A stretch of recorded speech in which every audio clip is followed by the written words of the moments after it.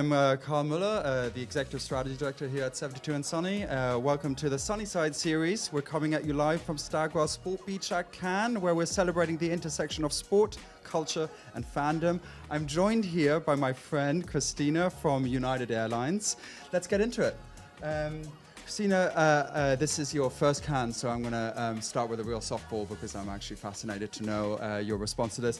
First impressions of Cannes, and then in particular Sport Beach. Any reactions on day two? Well, thank you for having me today. It's overwhelming, but in the best way. I'm meeting a ton of interesting people, seeking creative inspiration. Sport Beach is truly the place to meet up at Cannes. The programming's amazing. I've been here for half the day so far. I've seen a ton of amazing athletes just hanging out and talking to brands and getting to meet people. So this has been incredible. I mean, it's somewhere between inspiring and overwhelming. I think you've really yes. nailed the impression. So I wanted to talk to you a little bit. This is obviously a festival of creativity. Both you and I concern ourselves a lot with the quality of the creative work that we produce together. And I'm sort of interested if there is a particular piece of creativity that as you come to France, you're interested in, maybe jealous of, something that inspires you, and just sort of hear your take a little bit on maybe that standout piece of work for you in this year's submission. I mean, there's one piece in particular that's gotten a decent amount of buzz up here at the Cannes Lions, and that is the Oslo Tourism, Visit Oslo, their spot called Is It Even a City?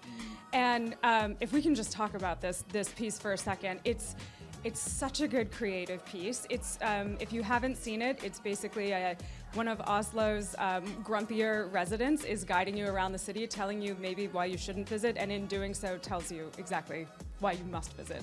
And so it's one of those pieces where I think anyone in our business who watches that just immediately thinks, God, I wish I was in the room when they pitch that concept, because it's the opening line of the spot is actually, honestly, I don't think you should come. So to pitch that to a tourism client just is so incredible and subversive. And then the bravery of the creative team to put that concept forward, the boldness of the clients to recognize really what it was and to support it, and then just down to the production details of casting and cinematography. It's just a wonderful idea, beautifully executed.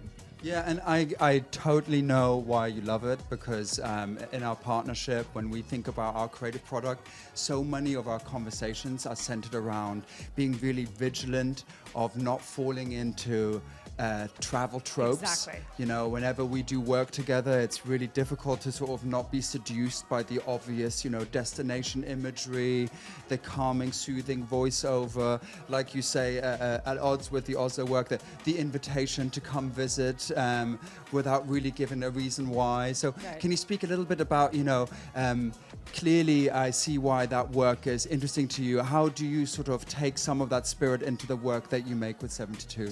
I mean, the reason that piece works and the reason it's memorable is because it just goes against the unexpected. It subverts everything you would expect to see from a travel or tourism type piece of content, which is ultimately, I think, how we try to think of our work at United as well.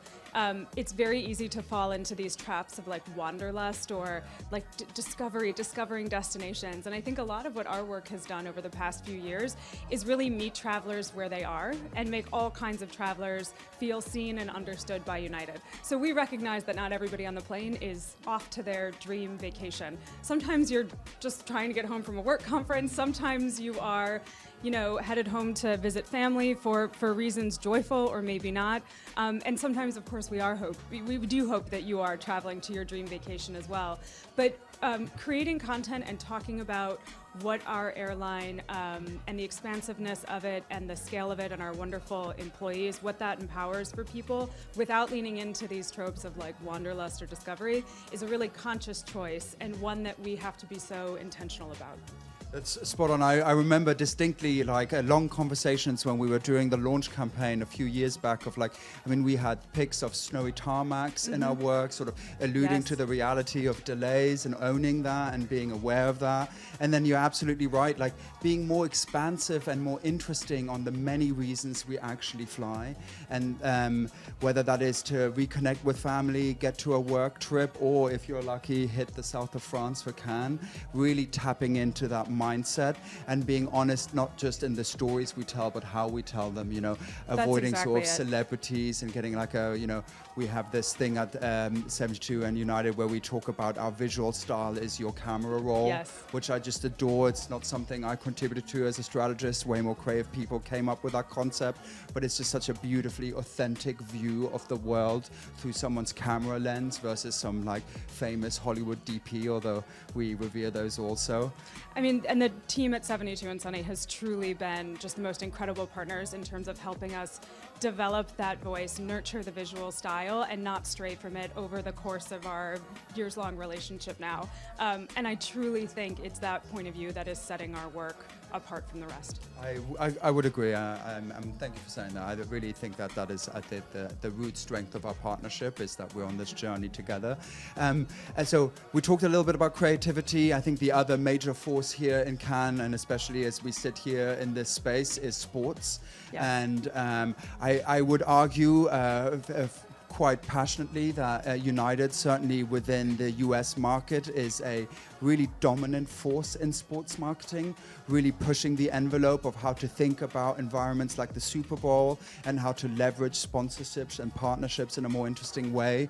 Can you talk a little bit about how you see relationships and partnerships between brand and sports and athletes really be successful? Absolutely. I mean, so in a recent global survey, 60% of respondents said that they were planning travel this year to go to a sporting or entertainment event. So sports and fandom are not only good for our business, they are an excellent opportunity for us to connect with our customers as well, for any brand to connect with customers. And that really comes through in two ways. The first is creatively and narratively, they're just excellent stories to become a part of.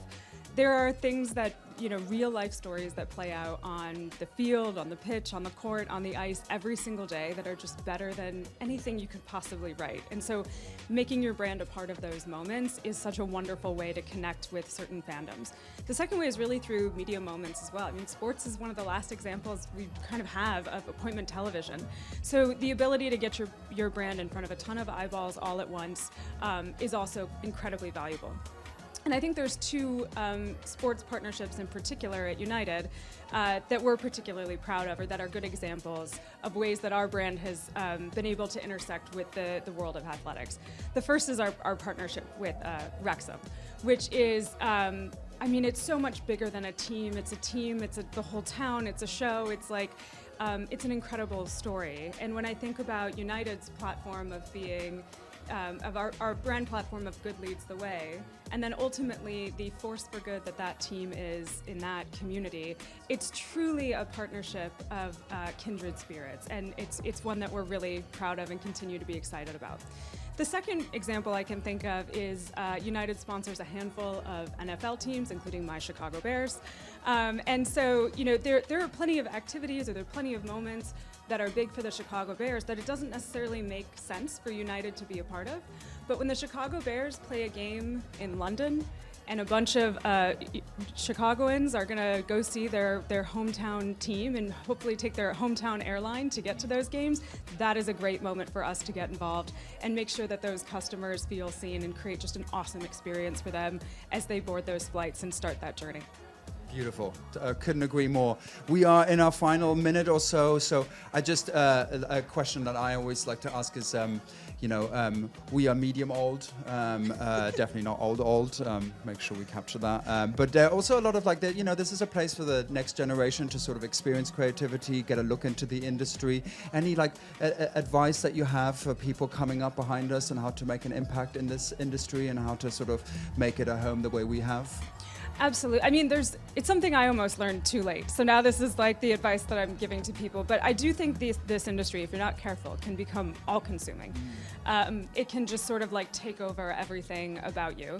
And I think the most interesting people, the best creatives, the most interesting strategists, often have passions, hobbies, full lives outside of this industry that keep them fresh and allow them to problem solve a lot quicker than others. I think a lot about, even in conversations that we've had, where we've been like, you know, struggling to like really crack a strategic problem, or like, how do we say this just the right way to bring the creative to life? And then it's like we all go away for the weekend, and on Monday somebody's like, you know, I was talking to my neighbor and they said something that really stuck with me. And so what that tells me is I really think the best creative solutions, the best strategic thinking, you're actually not going to discover that in working, you discover that in living. And so it is incredibly important to make sure that you have things outside of this industry that keep you inspired, entertained, and fulfilled. I think we just endorsed healthy boundaries, so I like that very much. Okay, well, thanks so much for joining me at Stagwell Sport Beach, and that's it for now. Be sure to catch up on all of the action from Cannes and 72andSunny's social channels. Thank you very much for having us. Thank you.